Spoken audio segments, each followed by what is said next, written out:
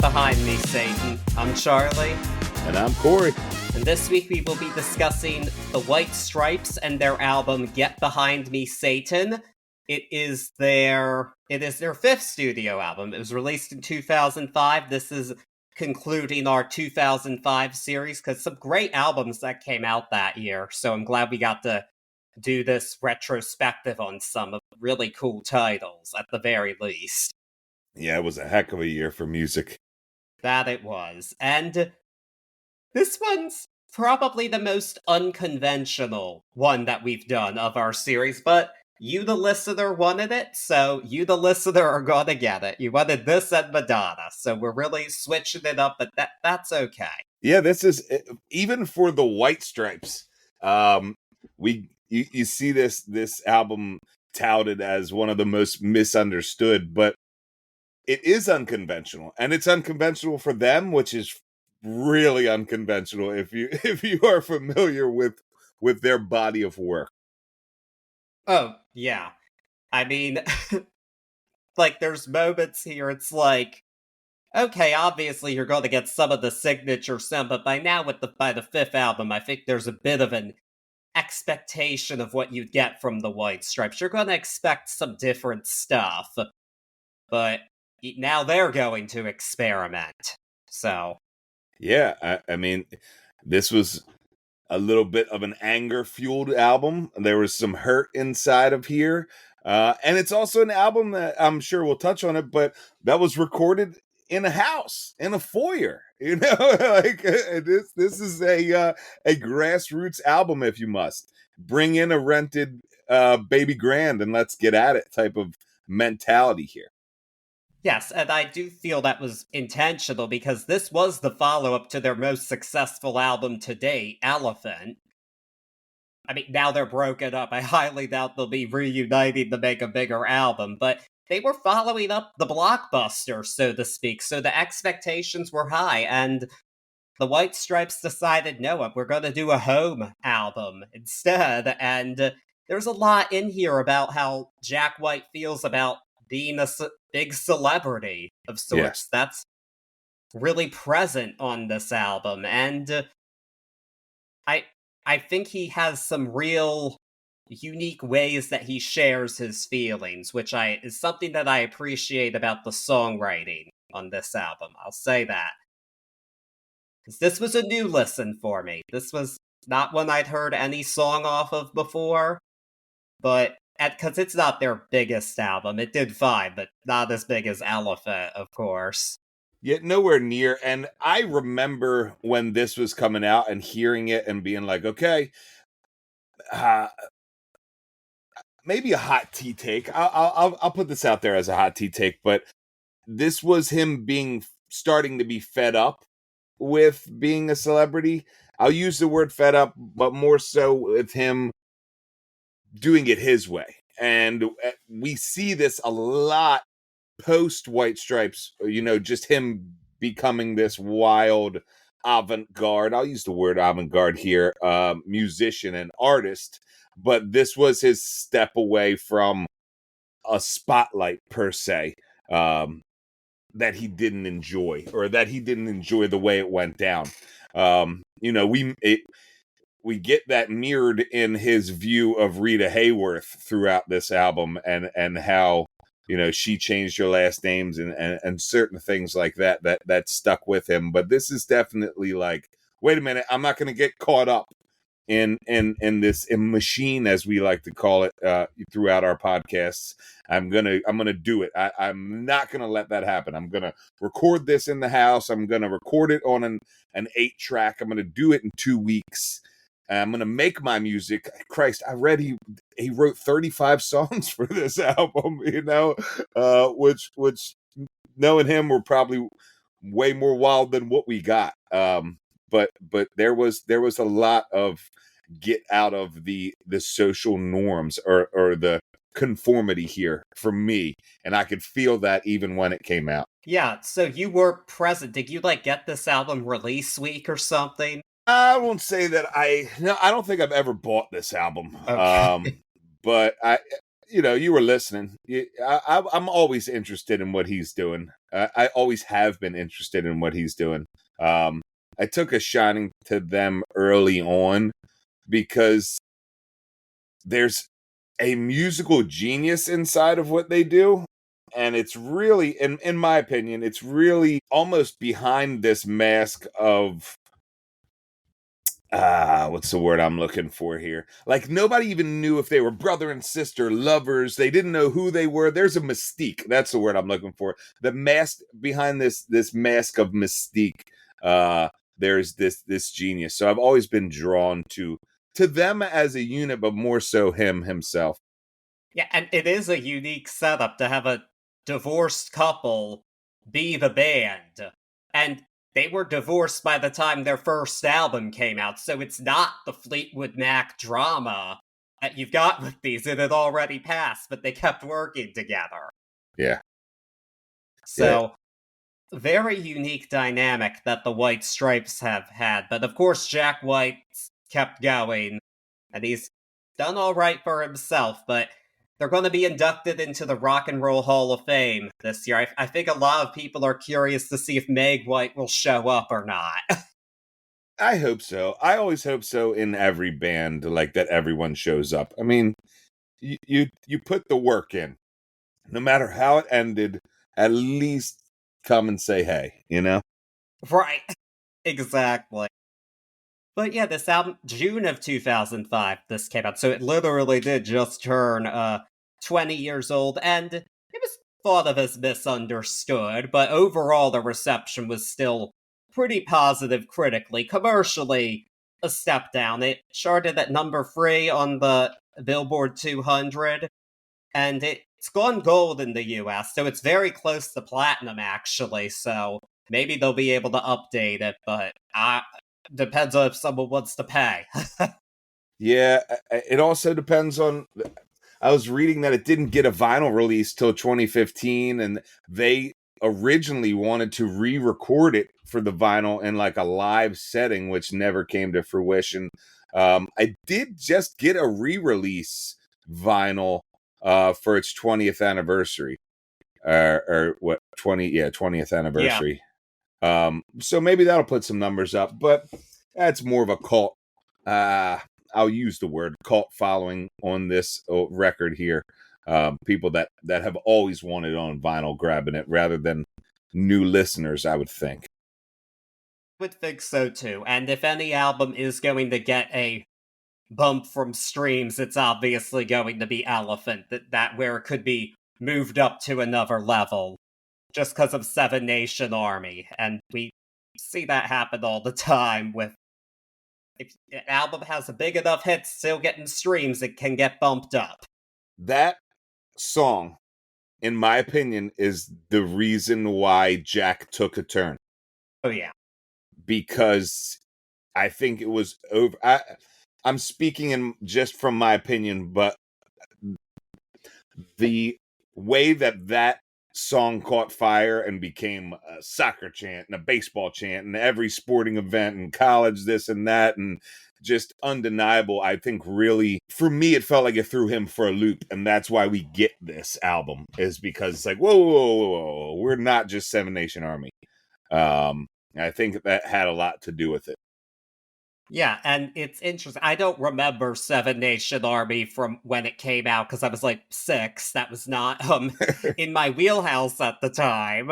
Understandably, being from Baltimore, of course, it was definitely a Ravens song after they won the Super Bowl in 2013. I remember it was everywhere, and it just has become so ubiquitous. And it's one of those songs that's hard to think of with fresh ears, but I do remember the first time I heard it. It was by the time I was in like middle school, and we didn't have streaming, but I remember being pretty floored by it, like, oh, this is a really cool song. And I didn't feel it was too overplayed at that point in time. I think that happened a few years later, at least for us in Baltimore. Yeah. But It did catch fire a few years later. especially here. But I mean, it caught fire right away across I'm the sure land. it did. First ears on that was pretty wild. I mean, I was an icky thump kind of guy going back into the stuff that I enjoyed out of their meat and potatoes, out of what they were doing. And Seven Nation Army, I mean, it's catchy. It's a great tune, but it really, I think, threw him for a loop. I'm sure having any kind of breakout song like that would throw anybody for a loop, and it didn't actually chart that high considering how popular of a song it is. But it's so ubiquitous that's one where the position doesn't matter because it's such an iconic song and has a life all its own. But he didn't come into this wanting to do part two. He wanted to reinvent the wheel for it, and I respect that. Yeah, man. Yeah, he Yeah, didn't man. try to write another anthem on this one. Yeah, quite the opposite. Yeah, but that's okay. With that being said, I'm ready to dive into this one like we do here. Let's get at it. Get Behind Me, Satan begins with Blue Orchid. This song was rumored to be about Renee Zellweger, who Jack White dated for a time, but he said that was not the case. This was the lead single. It made it to number 43 on the Hot 100, actually higher than Seven Nation Army, which only charted at 76. But it was a top 10 hit in the UK and made it to number 1 in Canada. It's definitely the most popular song off of this album, by far streams-wise to this day. It's not quite as big of a gap between this one and the last album's most popular song, but still, you know, but this really shows that Jack White was looking for a different time. He didn't really want to not come up in the 21st century, but it wasn't how he envisioned it would be. And I think that makes sense. I know that's something that I've seen, because I think all of us have dreams. I would say that. We all have dreams, but the media landscape is always changing, and you see it changing, then it's like, well, that's not really what I thought I would do. Like, I know I feel like even in this podcast format, I felt that way. Like, I see all this TikTok stuff, and it's like, that's never what I envisioned for myself. It's like, I still don't use TikTok because I'm just like, I'm an older soul in that way. That's not what I would use to make content. This is what I prefer to do. But really doing this is like the dream of being a radio host, but that's an older feeling. But point is, he's coming up in this different environment, and I can relate to this song in that regard. He's disillusioned a bit with the machine, and he saw it full force with Seven Nation Army. But the song also drives, it's got a classic Jack White riff, really good opener and first single. I think it's a good bridge between albums. Like, it still sounds like a White Stripes song, but it's also telling us this isn't going to be the same thing you heard before from us. Yeah, you touched on a lot of the key points that I feel make this such a great opening track for this album.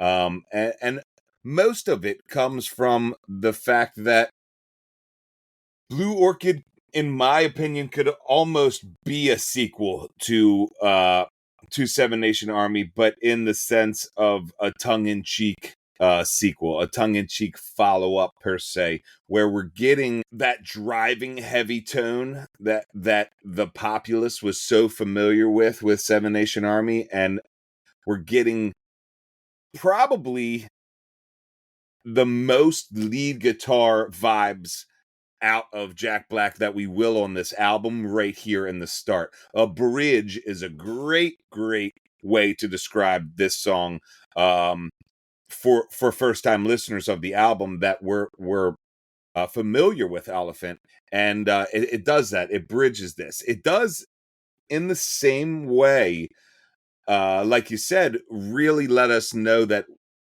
yeah, this is a White Stripes album, but there's some new things happening. The sound isn't as perfect and produced as we had on Elephant, and that's what we're going to get through this album. We're going to get a more raw feel. I enjoy this song. I enjoy this song as an opener. I enjoy this song as a fully fleshed out composition here on this album, and a really neat intro into what we're going to get here.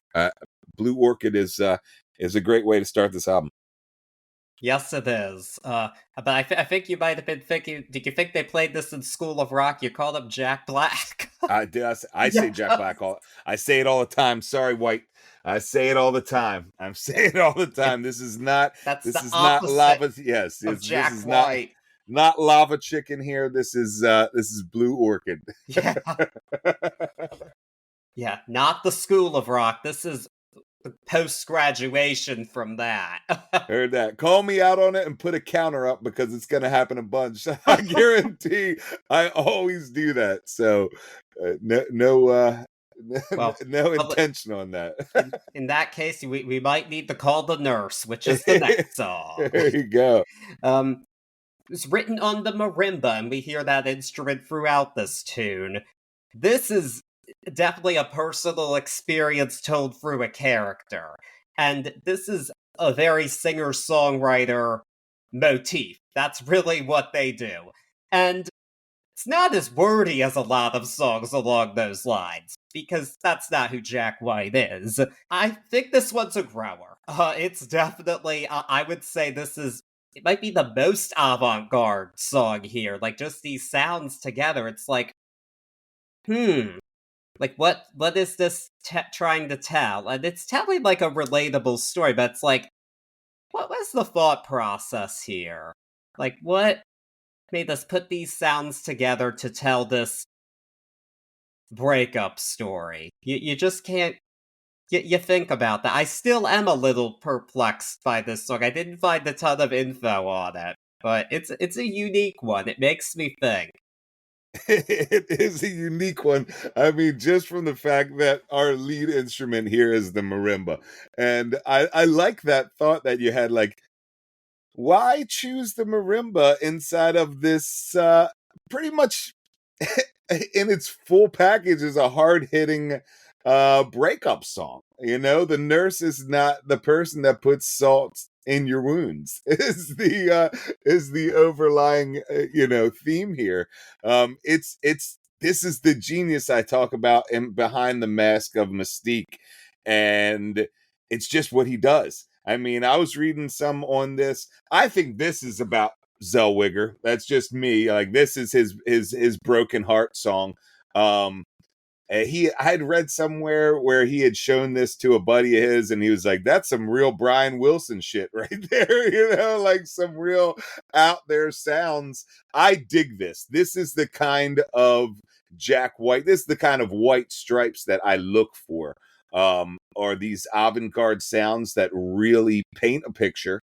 I had even said last week that I thought you would dig on some of the singer-songwriter vibes here. You won't get them as much in the traditional sense, but the real heart of that is here, and I dig that. This one also almost didn't make the cut from what I read because it was. I mean, we're 8-track recording this again. I'm gonna stay on this. We're doing this on an 8-track in a house. Apparently, he was not really happy with the way that the 8-track cuts were going on, and from what I read, that's a lot of the reason we get some of the extra drums and lead guitar sounds over top of it was to mask this less than perfect is the word I'll use here edits on these track edits or these tape edits. So it's a unique one. It is a grower, but for me, I jam on it. It's one of those. These are one of those White Stripes songs that I like Icky Thump, where I could throw it up there, have fun with it. Not necessarily put it all the way in the background while I'm cleaning, but it still pumps me up, and I get to dig it on this avant-garde sense. I really enjoy it as a number 2 here because this is the flip side of that coin. Like, hey, guess what? This is what the rest of the album is going to be like. You're getting avant-garde sound. We're going back to our roots, so to speak, and we're really I'll go out on a limb and say we're really doing this for us and not you. Which I don't mean in a negative tone. I mean more so in the thought process of getting away from Seven Nation Army. Yes. Be right back. I really have to pee. Oh, you're good. You're good. My bad. Jess just got back from her 5K. Huh? I said my bad. Jess just got back from her 5K. Oh, awesome. Yeah. Good, good. All right, well, that was a good time to have a break then. It was All right, indeed. all right.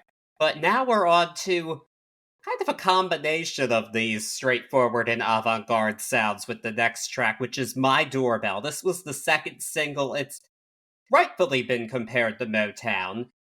I can definitely hear the influences of that sound, but this song was also done in only 2 takes, which is definitely not the Motown method. Berry Gordy would have never allowed that. That's for sure.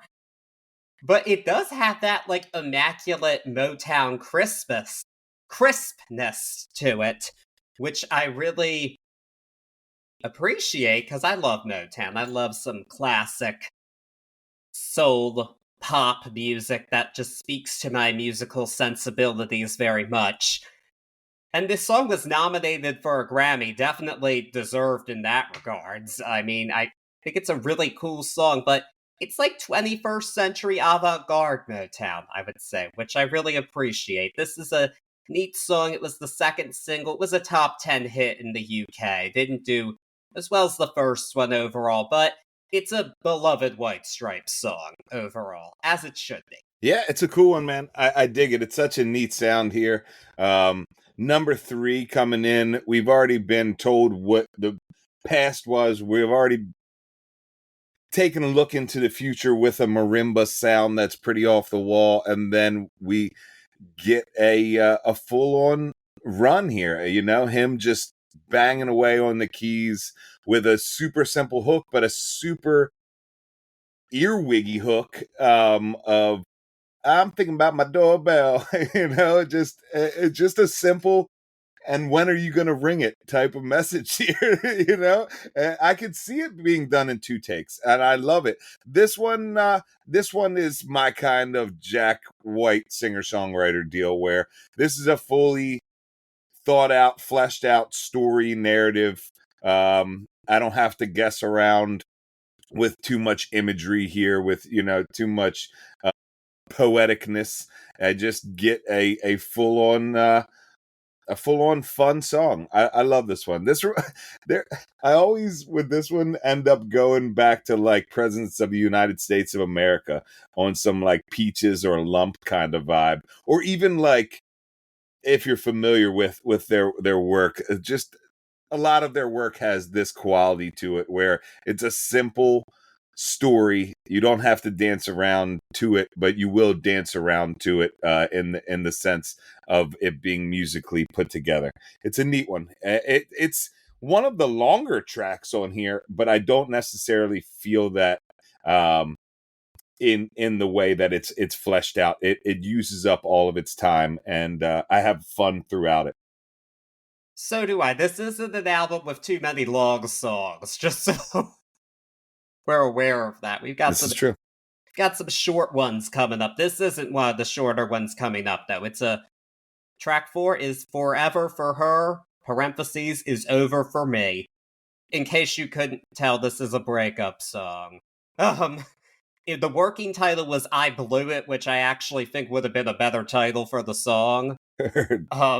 I mean, it's got some of the cool sounds, but I do feel this is a come down from the previous tracks, because I feel like the previous tracks were creative, and I'm enjoying that. It's like I want to hear more of these creative sounds that we're going for, and this just feels a lot more standard, and it's not that it's bad, it's just that there's other songs here that have cooler ideas that are well executed too, mind you, that's also important.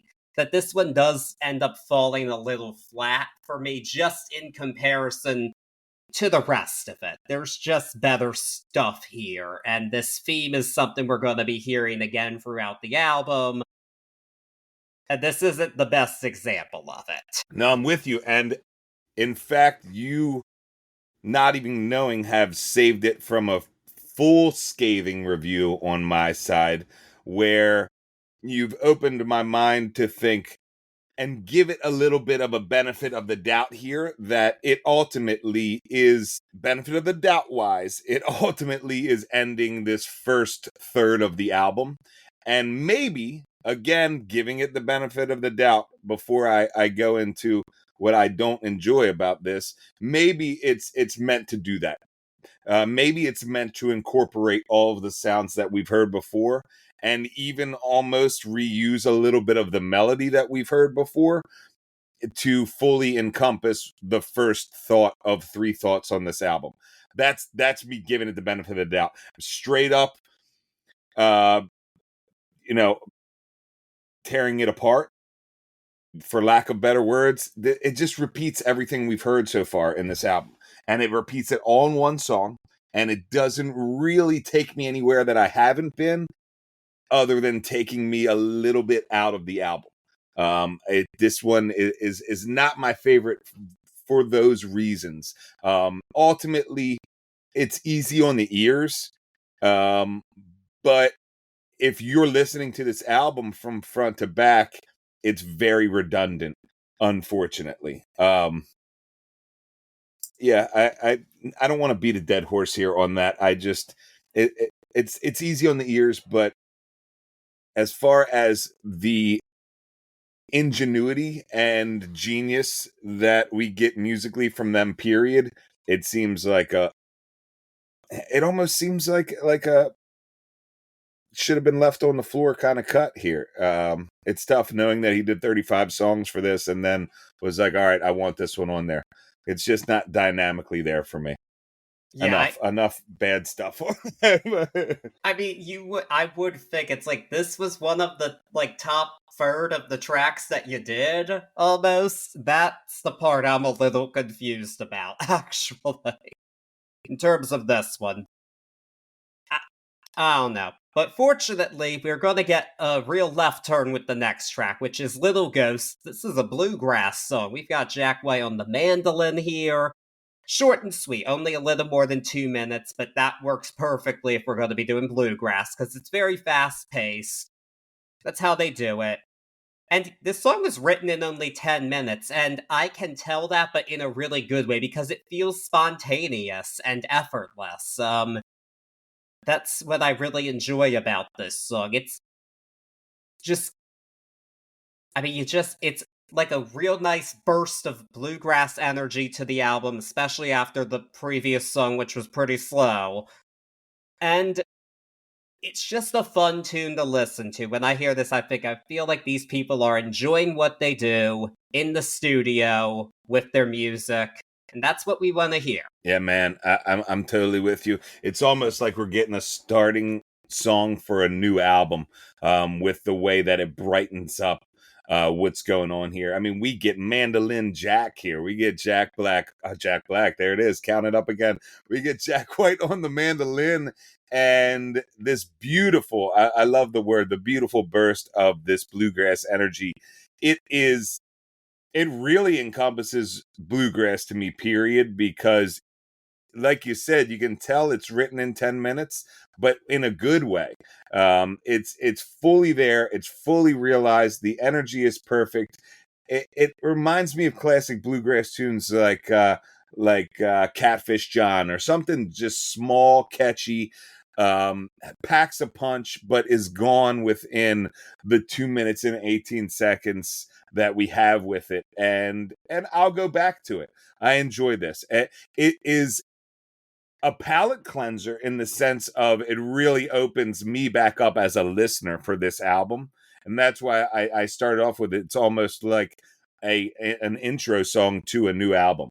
But it really gets the energy going, and we start to soar with that energy as far as the album goes here. So Little Ghost is I'll say a guilty pleasure. It's a neat little. It's almost like a bonus track here, but it brings a smile back to my face and gets me reinvested in this album here, coming off of Forever for Her. Yes, I'm with you on that one.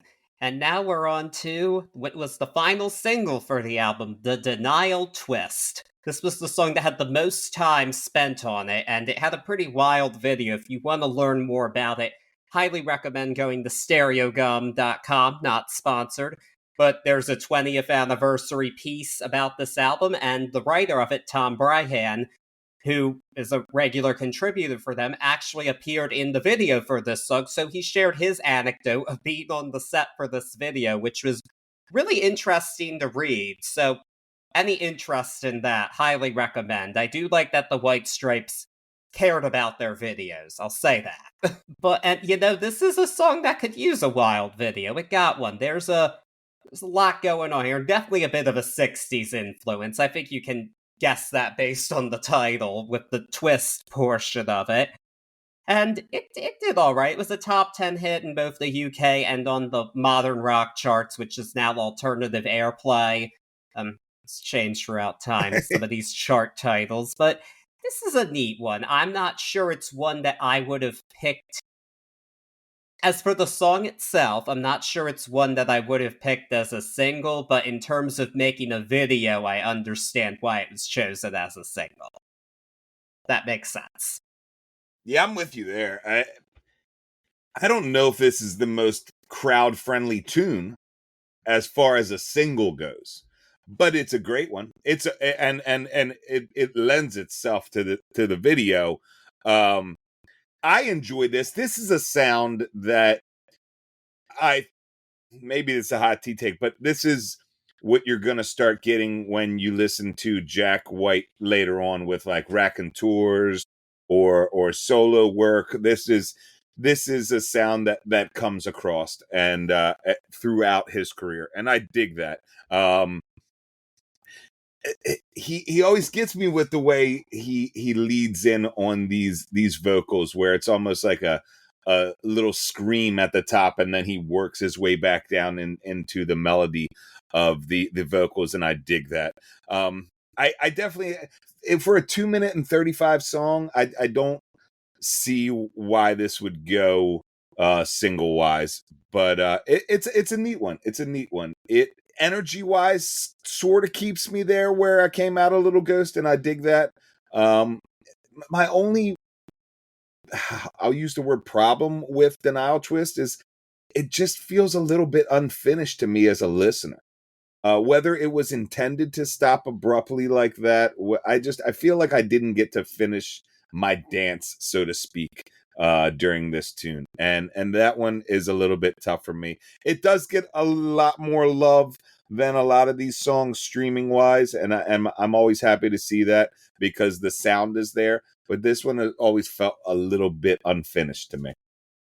I mean, I feel like with this album, though, the unfinishedness might be on purpose.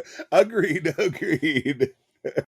But I don't think that's something we can say for the next song, which goes back to one of the motifs mentioned in our intro, that of Rita Hayworth. This song's basically about her.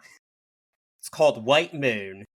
And Jack White was specifically intrigued by her story because of her having to change her name for Hollywood. And I did look into it a bit, and I think I might have read a small rumbling of it before, but Rita Hayworth's last name was Cancino, a Spanish last name, and she did go to Hollywood with that name, but she was only cast in small parts as like the exotic foreigner. She wasn't going to be a leading lady. So she changed her name to Rita Hayworth and changed her appearance, dyed her hair to downplay her Spanish heritage because Hollywood told her to, basically, which is honestly heartbreaking. That's so sad that she wasn't allowed to be herself. And that's the story of a lot of Hollywood, if you really look into it, back in those days of the studio system, which is something I've always found very interesting. This song kind of speaks to me just in that way, because if not by the movies themselves, I'm very intrigued by the old Hollywood. I think a lot of that has to do with the fact that I grew up watching I Love Lucy a lot as a kid, and there's a lot of Hollywood in there.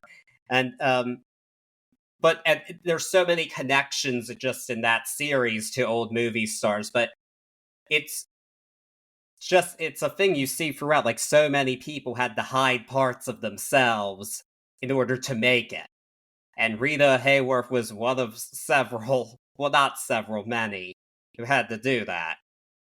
And it's a very interesting rabbit hole to get down old Hollywood stars. I'll tell you that much. Very interesting stuff. But the story really spoke to Jack White. This one in particular, because he was now more of a celebrity than ever before, and he didn't like the phoniness of it. And I think in a way it's a commentary on how things have changed, but things have also kind of stayed the same. Like, still this phoniness about it in the 21st century.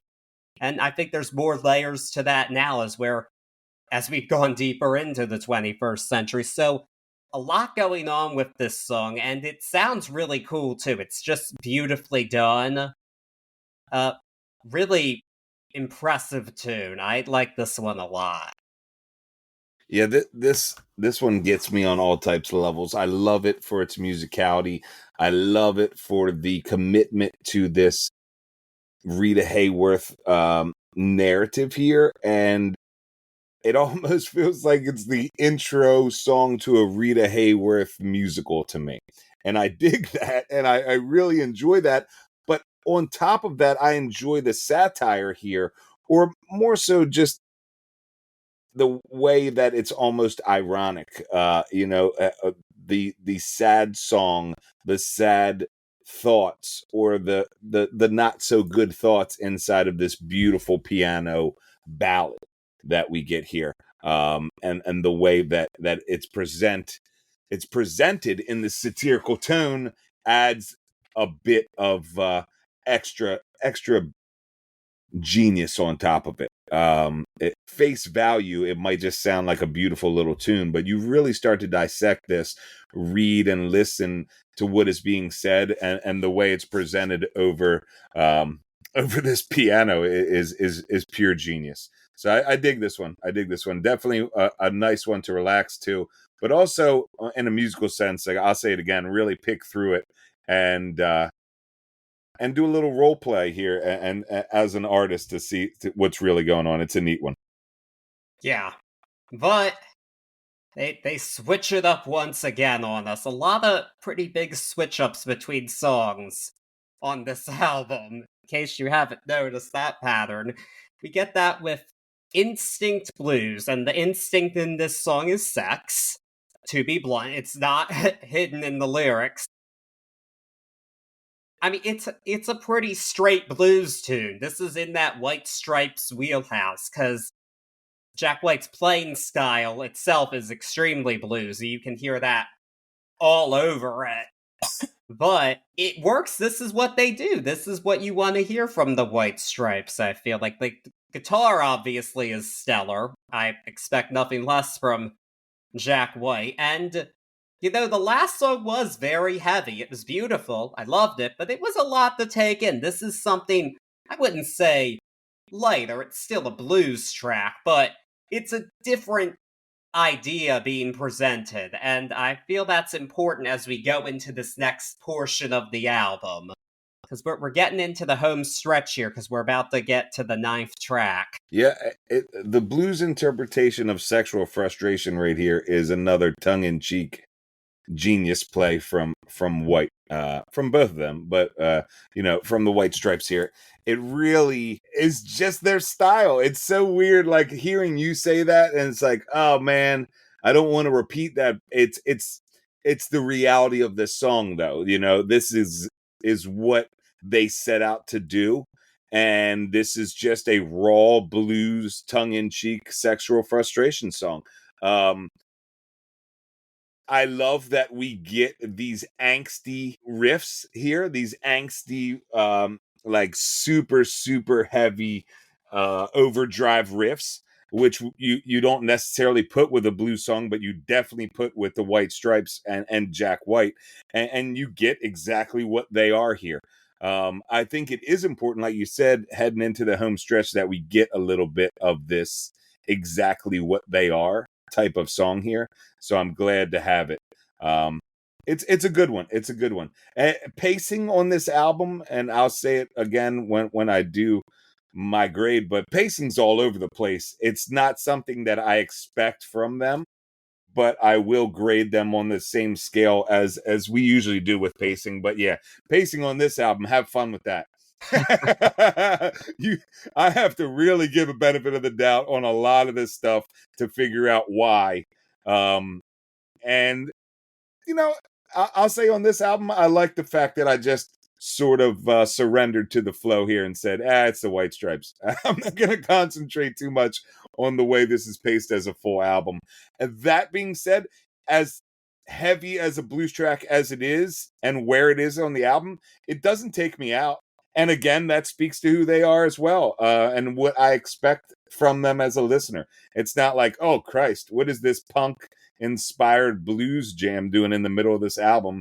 Instead, it's more like, oh, this is exactly what I thought was going to be here. Yeah. So it works out in that aspect as well. I am right there with you. But now we're going to go to the shortest song in the White Stripes discography, which is Passive Manipulation. Meg White sings on this one. We heard her earlier quite clearly on Little Ghost, but it's nice to hear her song and something from the feminine perspective. That's a nice switch up here. And it's part of the band's dynamic, part of what makes it all interesting. So that's cool, but obviously it's more of an interlude than a full song. That I think kind of goes without saying, but it's pleasant to listen to. It is pleasant to listen to. It's also like a cool little poem stuck in the middle here. I like that Meg is singing on this. I like to just read it back and enjoy it. It's a neat, powerful little blurb that is important to say to women, to upcoming, to people, just to young people. Just know who is who and listen to your mother. It's a neat little one. A palate cleanser at the very top level of what we speak of. We get 23 seconds on that, 35 seconds on it. So a neat little blurb here, but I'm happy that it was included in this album. Yeah, I am too. It's definitely not the gun to the head. No, it's not. We're not there yet, but we'll get there. Don't worry. Next track is another Rita Hayworth inspired tune. Take, take, take. Obviously, this can very much be seen as another celebrity culture comment. And Jack White actually said it was about parents not teaching their kids manners, but I think that kind of goes into this idea of this song, which is that celebrities are people too, don't bombard them just because you're a fan.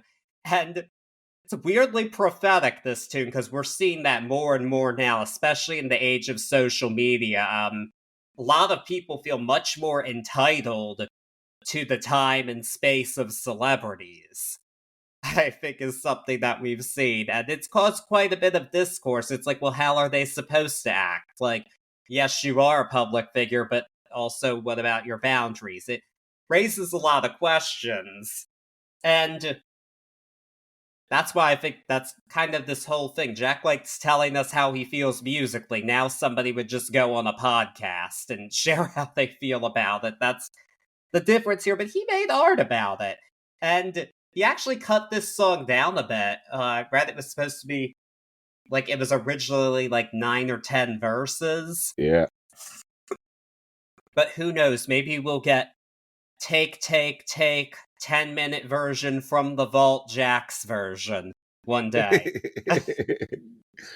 Re-release. I could do without the 9 to 10 on this. I enjoy this. I would have put money on that this was the third single, the way I remembered it. I don't know why I remember this song so much. Maybe it was in, I tried to search it, I couldn't find it. I feel like it was in a video game or something, or maybe promotional somewhere, but this one just rang true as one that I remembered from early listenings to this. I dig this tune.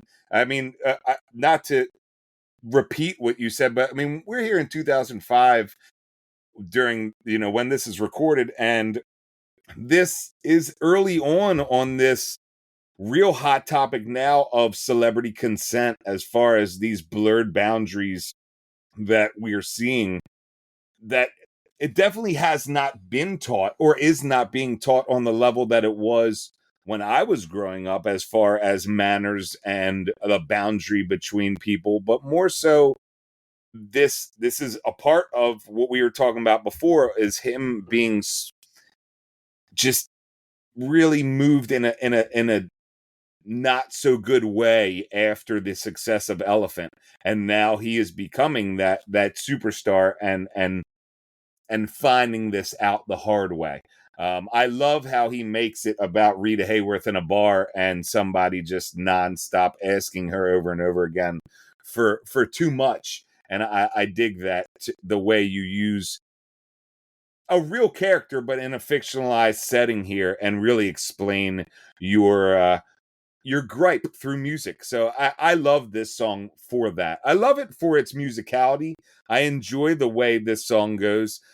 Again, one of the longer tracks, if not the longest track on the album, and it fills up the space. Now knowing that it was 9-10 verses, of course it fills up the space, but it doesn't leave me bored at all, and I enjoy it.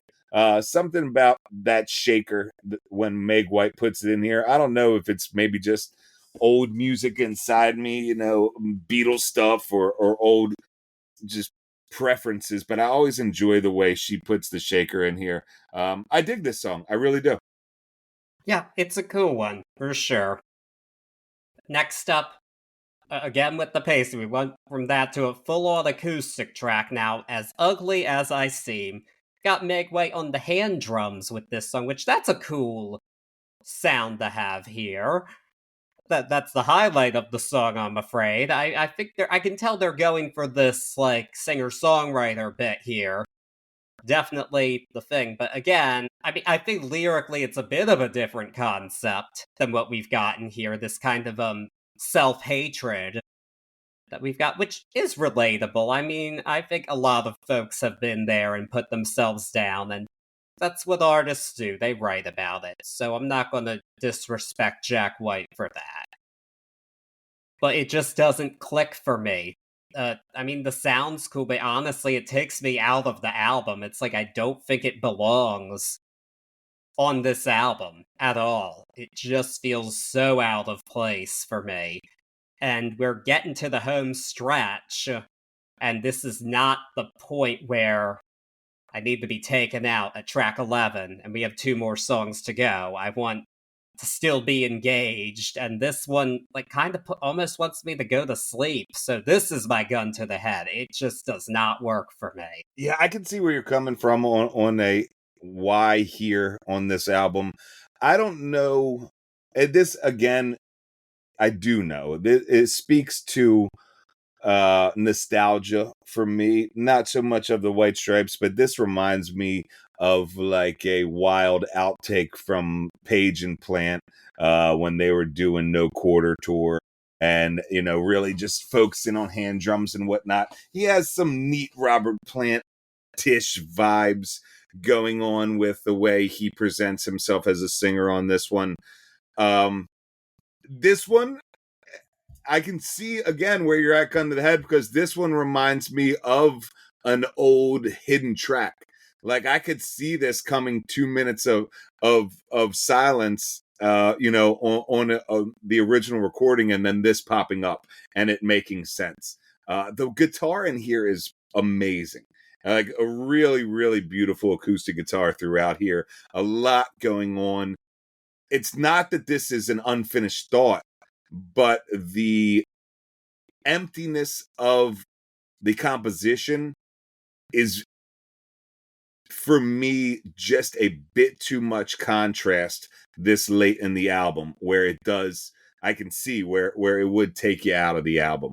I wouldn't put gun to the head on it, because I have these, everything you've heard so far, but I have these underlying loves about this song. But it does take a bit out of the album. It takes a bit of a steam out of where we were, even though we haven't been in a strict or anywhere near a strict pacing. It was a little bit too much contrast there. Yeah, I'm definitely with you on that. And now their job is to bring it back up, and they're going to try to do it at least with the penultimate song, which is Red Rain.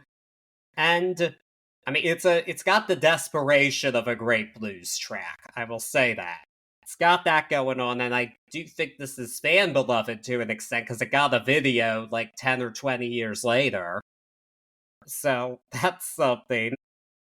I mean, lyrically, this one's not as creative as the best songs on this album, in my opinion, but it rips in the way that you would want from a White Stripes song. So I will give it that.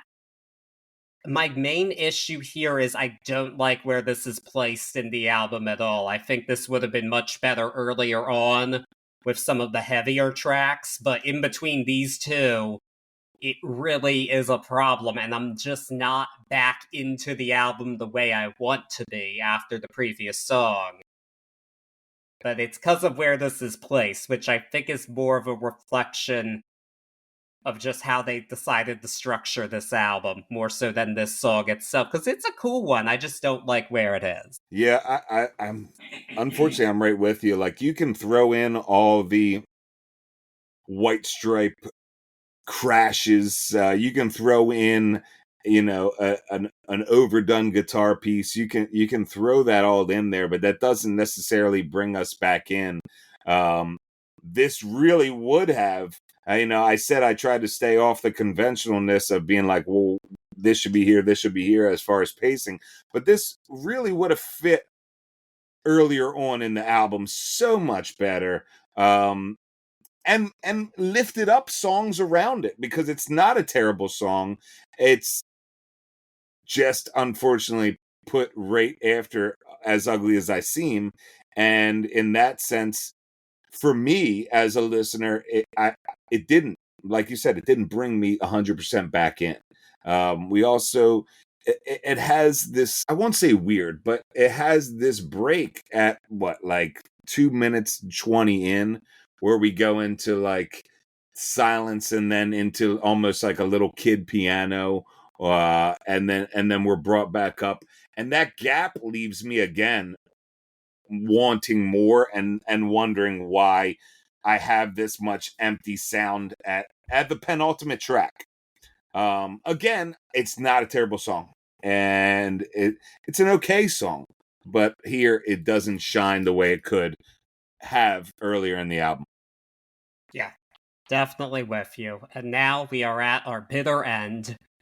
Track 13, it's I'm Lonely, parentheses, but I ain't that lonely yet. The title from this song actually came from Loretta Lynn, the country legend who Jack White produced an album for in 2004, I believe. So in between Elephant and this one, he was doing stuff for other artists, which I think also partially explains why this album was put together so quickly. Because he was spreading his wings and in more demand, which I can't blame him for. If you want to, I'd want to work with him if I were an artist. Like, why not? He can reinvent your sound, which I'm sure he did. And the first take of this song was like a full orchestral band kind of thing. Like, it had more things, but here we get the second take, which is just Jack White at the piano, and I'm glad they went with that because this song speaks for itself. This is piano blues greatness. That's what this is. And I absolutely love it. It's just I think it's a great closer, first of all. I think this album's had a lot of pacing issues, but with the closer, they hit the nail right on the head. And this is just that kind of thing. Like, I picture Jack White in the piano bar just wailing this one to the crowd, and that's where I want to be with this one. And it's a universal sentiment. He wrote about something that I think that speaks to everybody, I guess you could say. So I really adore this song, actually. Definitely a top song for me here. Yeah, it's really cool that they chose to close with this, in my opinion, for so many different reasons. One, the title line, I'm lonely, but I ain't that lonely yet, comes from Jack calling Loretta Lynn before the sessions and Meg being like, I'm lonely, but I ain't that lonely yet, from what I read. And they chuckle and she says, you can use that. I there's the bit of this comedy, I won't even say like full on comedy, but not taking themselves as seriously throughout their whole discography. There's a bit of levity always, even hidden behind some of their heavier stuff that I've always enjoyed. So when I get a closer that has this levity about it, and then find out that they stripped it down even more, so it's just this rented piano and Jack White finishing off. I love it. I think it's a genius way to end this album, and it sums up the album, as wild as it is, or as wild as that sounds. There's so much heartbreak in this album. There's so much tension and frustration in this album, and we end with this almost, well, I'll say lighthearted. I almost said almost comedic, but this real lighthearted take on the way out. I enjoy it. It makes you smile on the way out of the album, which is cool when you get a lot of heavier punk, heavy blues sounds throughout, and it really puts a nice bow on this package. Yes, it does. Now we've reached the end. The end. Get Behind Me, Satan. An interesting album, at the very least. Yeah, man. This was one that was one of your runner-ups, but our listeners wanted to hear it. So with that being said, I'm very curious as to how you're going to grade this one. Yeah, this one was really fun for me.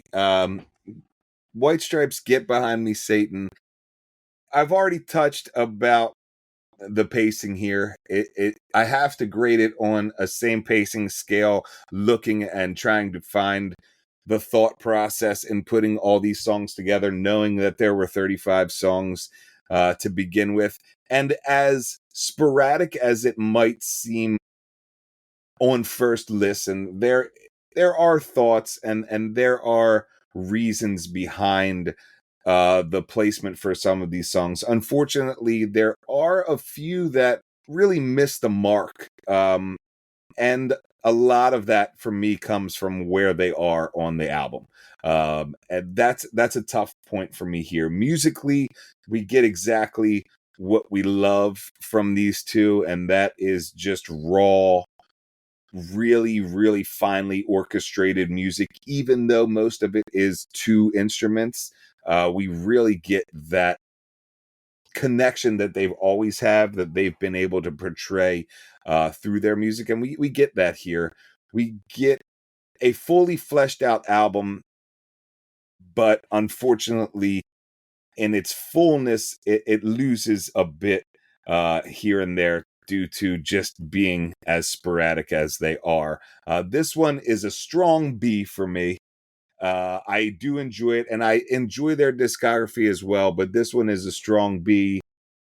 If you even enjoyed this a little bit, I challenge everyone to go forward and go to some Raconteur stuff. Go to some, just listen to some Jack White, because there is a lot of him in this album that really goes forth throughout his musical career. But yeah, strong B for me from this one. I'm gonna go a bit lower with the B minus because it's the pacing issues for me, and some ideas just don't fully hit the mark. But the stuff here that's good is really good, and I would definitely go back to it. So there we have it. Favorite song for you? Ooh, man, that's a tough one on this. My Doorbell is my favorite song on this. Good choice. I gotta go with White Moon. There you go. There you go. I wasn't expecting that, but I like that. Spoke to me. Really Heard spoke that. to me. So I heard that in the way you reviewed it. I was pleasantly surprised by that, but that was cool. yeah. So, for our next episode, we're going to be having a guest who was with us last year to discuss ABBA, Daniel. He'll be back with us to discuss the Beach Boys and Smile, which is the Lost album that's had several configurations, but we'll be discussing the 2004 Smile Sessions tracks 1 through 19, which is the closest that we would get to how it would have been envisioned, even though it was assembled almost 40 years later. Because Brian Wilson, unfortunately, is no longer with us, and we mentioned him in this episode. He left behind an incredible musical legacy that we actually haven't even covered yet. So I'm really looking forward to finally getting the chance to do it, and with a Beach Boys fan, because I definitely find them interesting. I wouldn't say I know everything about them. There's definitely people more familiar with them than I am. Curious to hear about it from another perspective in addition to what we do here. Yeah, I mean, we're going into some forefathers area here as far as the music that we know and love, even though a lot of people don't realize how much sound came from these guys. So, it's wild that we haven't touched the Beach Boys at all, but what a cool one to do. Especially, in a morning period for Brian Wilson. So Yeah, I'm down. I've heard somebody suggest them to me more than once, but they didn't tell me the actual album. If you're gonna give me an artist, you also gotta give me the album. That makes it a bit more helpful in narrowing down what we're gonna do. So There you go. just if you want to come to me with that, just give me an album, not just an artist. That would be helpful.